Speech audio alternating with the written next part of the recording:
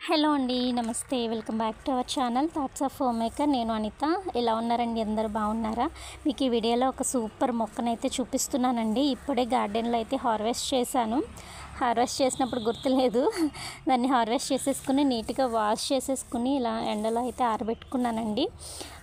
ఈ మొక్క గురించి చూసిన వాళ్ళు ఈ పాటికి గుర్తుపెట్టుంటారు కదా. ఇది భృంగిరాజ్ అండి, గుండగలగరాకు. మన జుట్టు అన్ని సమస్యలకి చాలా బాగా ఉపయోగపడుతుంది. జుట్టు నల్లగా అవ్వాలన్నా, కుదుళ్ళు గట్టిగా ఉండాలన్నా, పొడవుగా జుట్టు ఎదగాలన్నా అన్నిటికీ కూడా ఇదే అన్నమాట. అలానే వైట్ హెయిర్ కూడా రాకుండా హెల్ప్ చేస్తుందండి. మనం ఫస్ట్ నుంచి ఆయిల్ని రెగ్యులర్గా యూస్ చేస్తే వైట్ హెయిర్ అనేది చాలా అంటే చాలా లేటుగా అయితే వస్తుంది.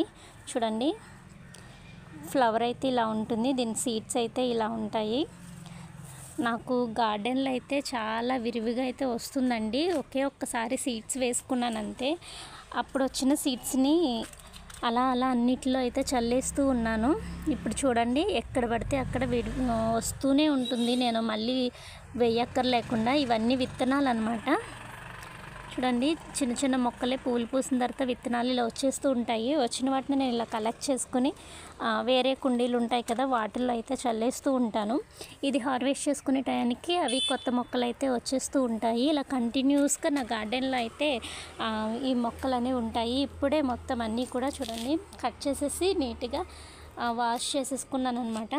మొత్తం అన్ని చోట్ల ఎక్కడ పడితే అక్కడ వస్తూనే ఉంటాయి. ఇక చూడండి, ఇక్కడ కూడా ఉంది. గ్యాప్ అనేది ఉండదు. ప్రతి కుండీలో నాకు ఈ మొక్కలు అనేవి అయితే ఉంటూ ఉంటాయి. ఒక్కసారి మనం సీడ్స్ తెచ్చుకుని వేసుకుంటే కనుక ఇంకా మనం మళ్ళీ సీడ్స్ వేయక్కర్లేకుండా ప్రతిసారి కూడా మన గార్డెన్లో వచ్చేస్తుంది. దీంతో ఇది పేస్ట్ లాగా చేసుకుని హెయిర్కి పెట్టుకోవచ్చండి. హెయిర్ అనేది రెగ్యులర్గా పెట్టుకుంటే హెయిర్ అనేది నల్లగా అవుతుంది. అలానే కుదుళ్ళు కూడా గట్టిగా ఉంటాయి. చుండ్రు సమస్య కూడా తగ్గుతుందన్నమాట.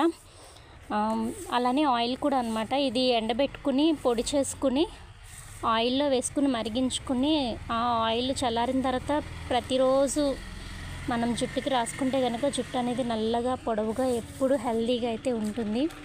నేను మా పాపకి ఇదే యూస్ చేస్తాను. నేను కూడా ఇదే యూస్ చేస్తామండి. నార్మల్ ఆయిల్స్ ఏవి కూడా యూస్ చేయము. గానుగ నుంచి ఆయిల్ తెచ్చుకుని అందులో కొంచెం ఆముదము, అలానే ఈ ఆకులు ఎండబెట్టుకుని పొడి చేసుకుని అవి మెంతులు, కరివేపాకు పొడి ఇవి వేసుకుని చక్కగా మరిగించుకుని ఆయిల్ అనేది అయితే తయారు చేసుకుంటాను. చూడండి, ఈరోజు అయితే ఇంత హార్వెస్ట్ చేశాను. చక్కగా ఇప్పటికిప్పుడు ఫ్రెష్గా కూడా మనం పచ్చిది కరివేపాకు, అలానే పెరుగు, నిమ్మకాయ వేసుకుని కూడా ఈ ఆకులు వేసుకుని పేస్ట్ చేసుకుని తలకు కూడా పెట్టుకోవచ్చు. చాలా బెనిఫిట్స్ అనేవి ఉంటాయన్నమాట హెయిర్కి దీనివల్ల. దీన్ని పచ్చడి కింద చేసుకుని కూడా తింటారంటారు. నేనైతే ఎప్పుడు తినలేదు, కానీ అది కూడా చాలా హెల్దీ అని అయితే తెలిసింది. చూడండి, మళ్ళీ ఒకసారి మొక్కని క్లియర్గా చూపిస్తున్నాను. దీని ఆకులు అలానే పువ్వు అయితే ఇలా ఉంటుంది, సీడ్ కూడా ఇలా ఉంటుంది అన్నమాట. వీడియో నచ్చితే please like, share and subscribe.